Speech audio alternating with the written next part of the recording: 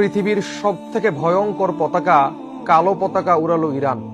আমরা জানি কালো পতাকার মানে কি। নবী সাল্লাল্লাহু আলাইহি ওয়াসাল্লাম বলেছেন, ইমাম মাহাদির সঙ্গে যোগ দিবে একদল সেনাবাহিনী যারা কালো পতাকাধারী হবে। ইরান কিন্তু এবার কালো পতাকা উড়িয়েছে।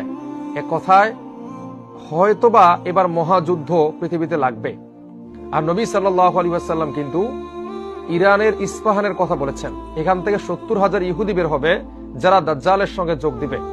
তবে ইরানের মধ্যে আরেকটা জায়গা আছে খোরাসান।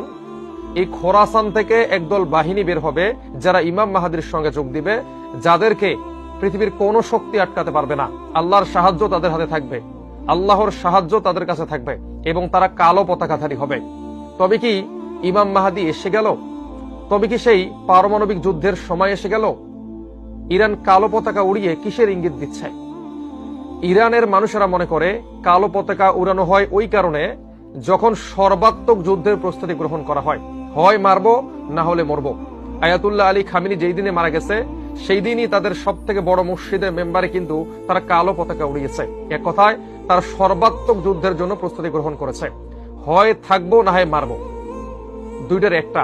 তো কালো পতাকা অবশ্যই কাফের মুশরিকদের কাছে ভয়ঙ্কর, কেননা তারা নবী সাল্লাল্লাহু আলাইহি ওয়াসাল্লামের ভবিষ্যৎবাণীগুলো পড়েছে। তারা জানে এই কালো পতাকা অত্যন্ত ভয়ঙ্কর ইহুদি খ্রিস্টানদের জন্য।